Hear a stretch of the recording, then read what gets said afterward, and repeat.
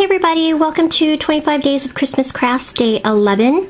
So today I'm going to show you how to make this Mamegoma cake pop. So this is all edible using cake, candy coating, and decorating gel as well as blue fondant to make this.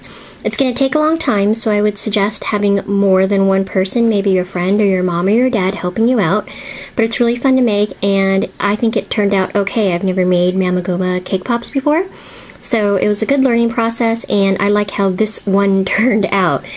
So I have a fail one, and basically I used, and let me show you here, and it's really messy, sorry. It's dark chocolate cake with dark chocolate frosting, and the white is vanilla candy coating, and it's really good. It's really rich, very rich. But you know, 'tis the season again, and if you guys want me to taste it, I will. But basically this is how it looks once you bite into it. So yum, and then yeah, it's really good.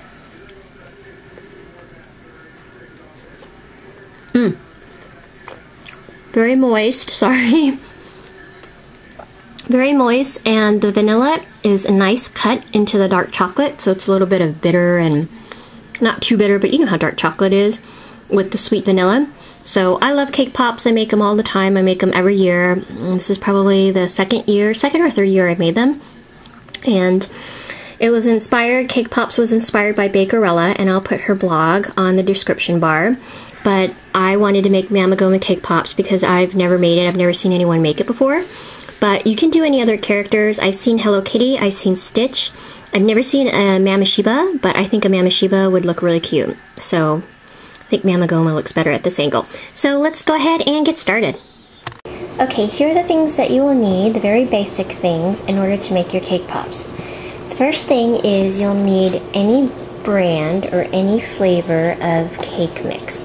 And this is my favorite because it's Devil's Food, and it's this nice dark chocolate, and it's really moist, hence Moist Supreme.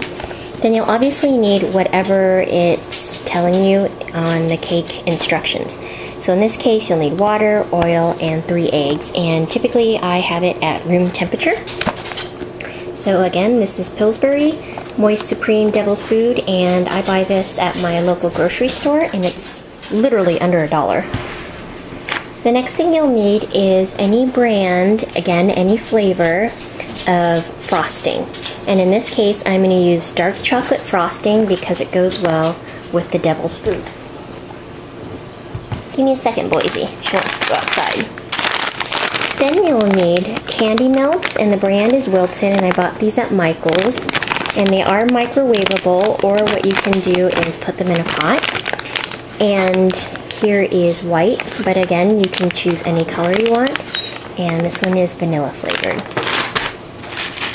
You will need lollipop sticks, and again, you can buy these at any craft store, Michael's, Joann Fabrics, Hobby Lobby, and Walmart carries them. These are the shorter sticks, and these are the longer sticks. I typically like using the longer sticks, but it's really up to you what you want, either the short ones or the long ones. And then you'll need a baking dish that's 13 by 19 or whatever the box instruction says. And I'm using glass, but you can use other types as well. So these are the must-haves in order to make your cake pops. Now the optional items are, and since this is a Mamegoma character, I'm going to be using this Wilton decorating gel in black for the eyes and drawing the mouth.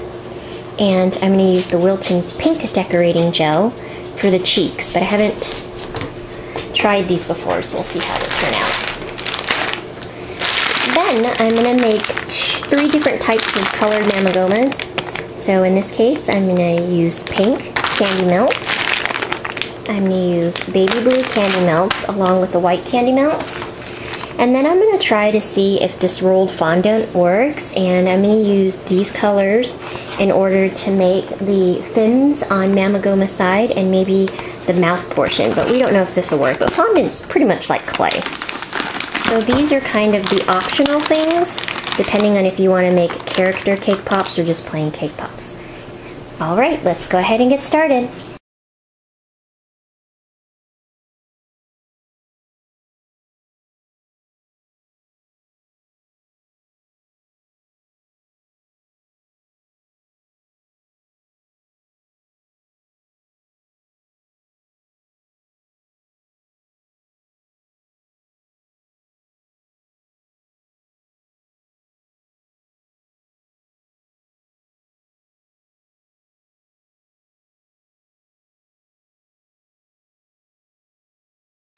Okay, so I baked the cake according to the instructions and I just took it out of the oven and it is perfect and it smells so good. So I'm just going to put a toothpick in the center just to make sure that it's not undercooked or underbaked, I should say.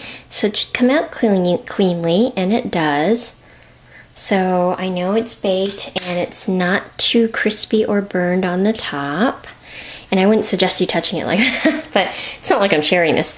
Then what you're gonna do is let this cool down, and once it's cooled down, then we'll go to the next step. So if you live where I do, where it's about 15 degrees out, you could probably put it outside and let it cool down, but I'll just let it cool down at room temperature. So it'll be about half an hour before you can touch this and go on to the next step. Okay, so while your cake is cooling down, you're gonna have to decide how you want your lollipop sticks to stand up and dry once you've dunked them in the chocolate. So the first preferred method is to get a foam block, and I'm sure you can find that in some type of packaging, and then you just stick the lollipops inside or the cake pops inside to let it cool down.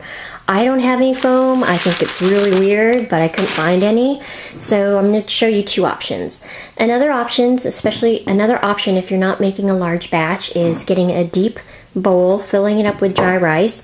Then once you put your cake pop here, for example, and you want it to dry, just put it in the bowl of rice as such. But because it's not a large bowl of rice, you're not going to have a lot of room, and you obviously don't want your cake pops touching or they'll dry and get stuck together. So this is like for a small batch maybe. Another option is to get a box here, and I can't show you the whole thing because I forgot to peel off the address. And this was just a shipping box that I found, and what I did was I used a serrated knife and I poked some vertical holes or horizontal holes in them, and then once I dip it, or once you dip it, for example, you can just push it down as such, and then it could dry right side up, and then if any of the chocolate drips down on the cardboard box, it's not a big deal. So this would probably be easier to find in the house, but just be careful if you're doing this. Have someone, like a parent or a guardian, or maybe your older brother and sister, poke the holes in there. So those are your two options, but I would suggest using a foam block instead.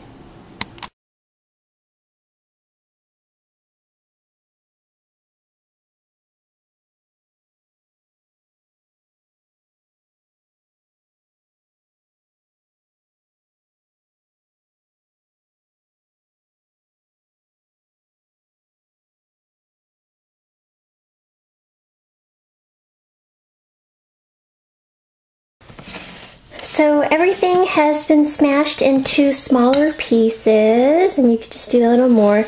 Hang on to this because you're going to be using this or whatever you use to mix this. And now the next step is to take your frosting, and again I'm using the Betty Crocker dark chocolate because we love dark chocolate in this house. And what you're going to do is start with half of the frosting, and basically what you're going to do is mix it in with the smushed chocolate. And I'm using a rice paddle because it's just easier, but you can use a spatula or a spoon. So that's about half there. And I'm just gonna dump that on and put that aside. And I'm just essentially gonna start smashing it in.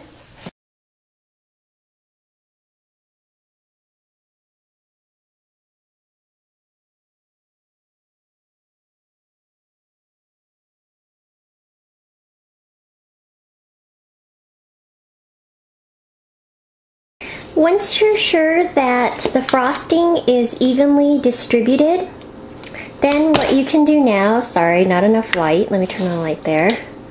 Once it's evenly distributed and a little sticky, as you can see there, this is when you can form it into balls. Now if you're going to use your hands, you'll want to wash your hands, and I like to have my hands just a little wet so that it doesn't stick to my hands, and then you just pick it up and roll it into a ball. Or if you have a little melon ball scooper, I would suggest this, and this you can find at Michael's, Walmart, craft store, cooking stores, grocery stores, and the cooking utensil, because this keeps the cake balls all one size and it's not as messy. So what you'll want to put your cake balls on is a pan that has wax paper on it so that it won't stick while it's firming up. So I'm going to show you how I make one using my hands, and then I'll show you how I make one using my melon ball scoop.